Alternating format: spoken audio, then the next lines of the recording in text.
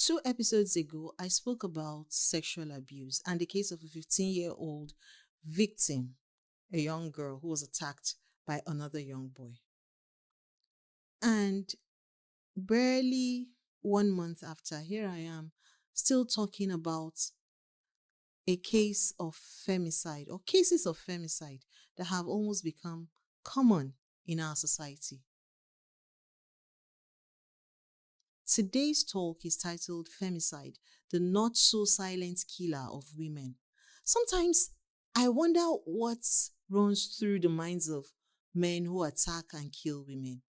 Do they derive a certain pleasure from seeing women cry and beg for their lives, or is it just a way to exert their masculinity on their victims? I have never been able to comprehend the rationale behind such hideous acts. One thing I understand, though, is the fear and pain women go through in such situations.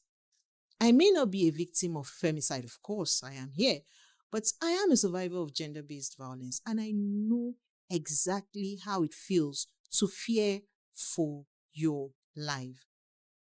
Recently, there was this poll on social media talking about if women would prefer to be left alone in a forest with a bear or with a man. And most women preferred to be alone with a bear because they knew that, well, the outcome was certain and nobody would question the outcome. They would know, okay, a bear probably ate her up or killed her. But with a man, you will probably go through a lot of torture. I know it may sound like one is being generalistic about it, but that is to tell you the level of fear that has been ingrained in women because of the level of femicide we see in our societies. I know how scary it feels to feel like the next blow may be the last thing you would ever feel. Thank God I am still here, but then too many women's lives have been cut short by bloodthirsty men. If we continue to treat femicide as just another crime, many more women and young girls will lose their lives in the nearest future. It is our responsibility to act now. What is the definition of femicide? Because I'm sure a couple of people might not really understand what femicide is. Femicide is a term that describes the intentional killing of women. Emphasis on intentional. The intentional killing of women and girls based on their gender. And it represents one of the most extreme forms of gender-based violence. It is distinct from homicide in that it is motivated by misogyny, sexism, or the victim's gender identity.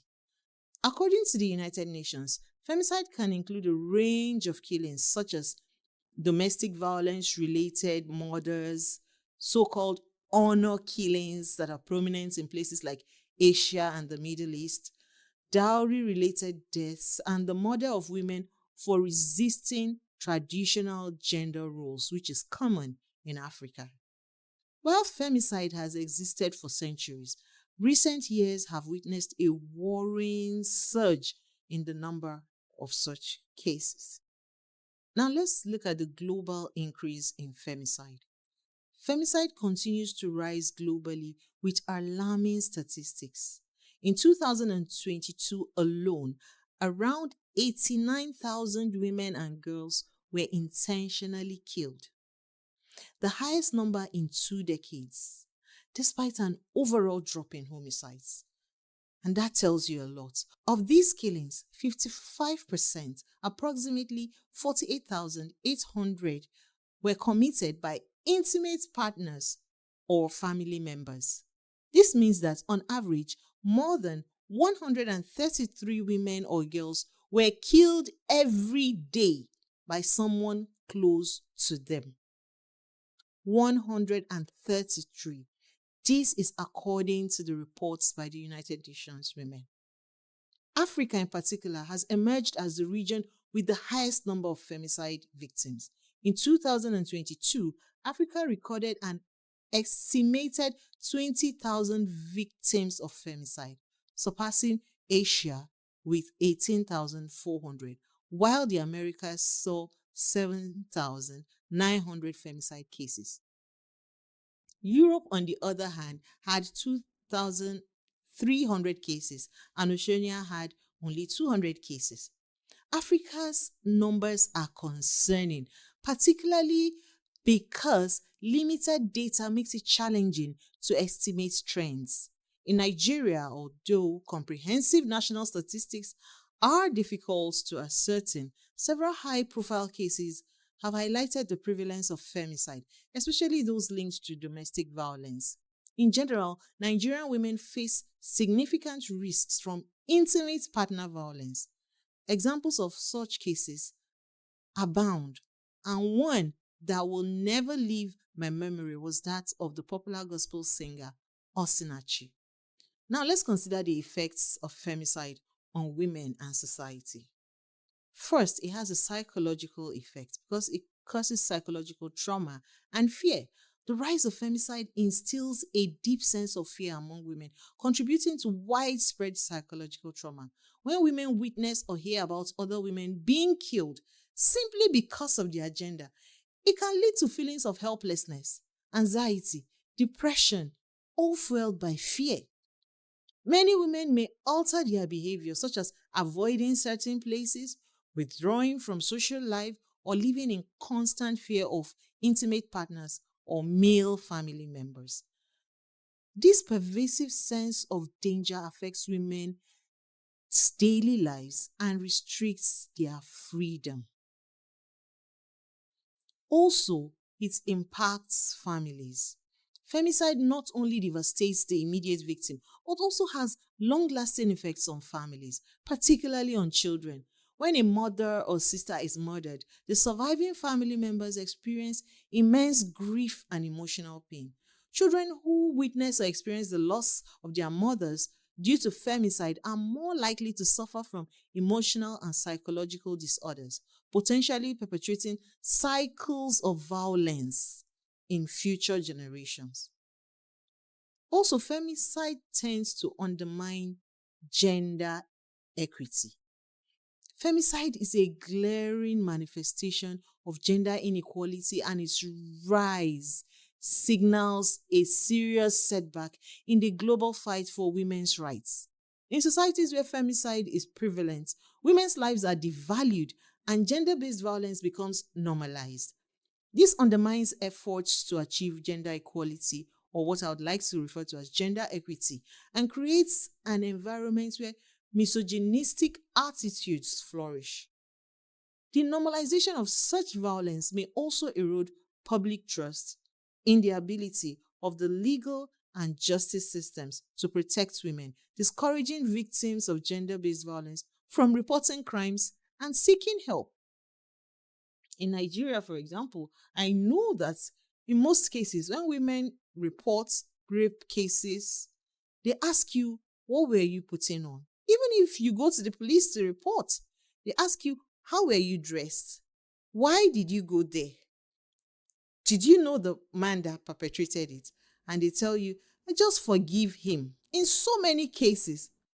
Meanwhile, there are cases of little children being abused and they still tell their parents to forgive and forget. It breaks my heart that the justice system itself that is supposed to protect these women do this and excuse this evil behavior.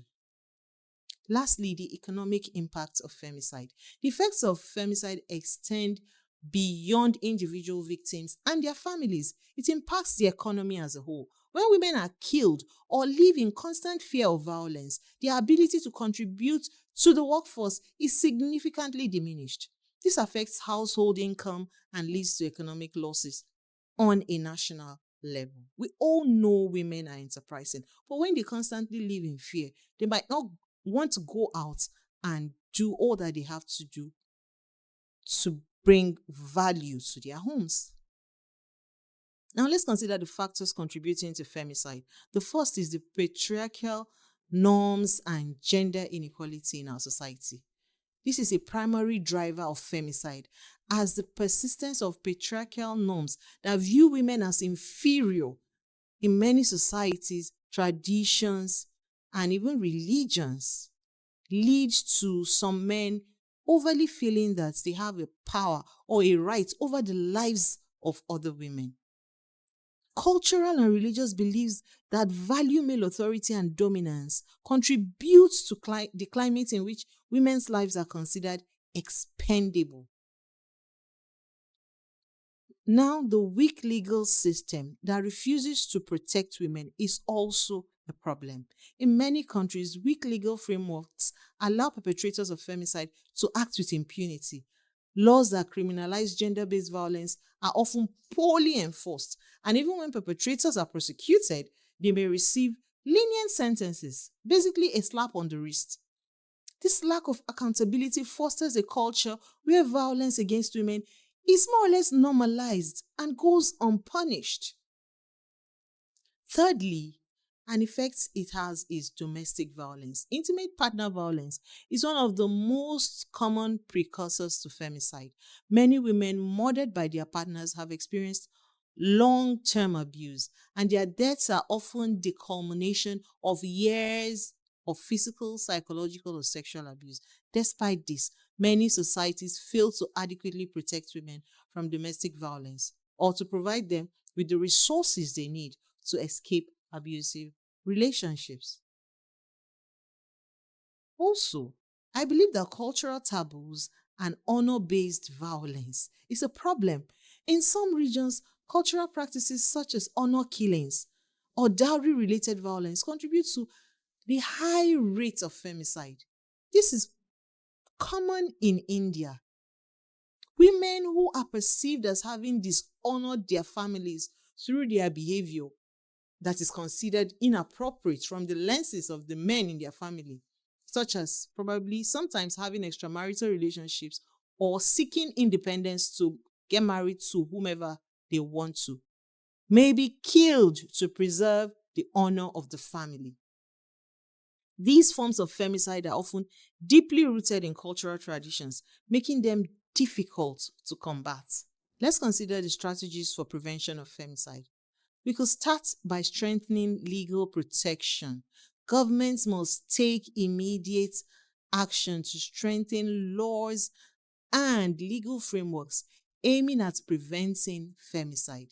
This includes enacting legislation that explicitly defines femicide as a crime and ensures that perpetrators are held accountable with stringent penalties.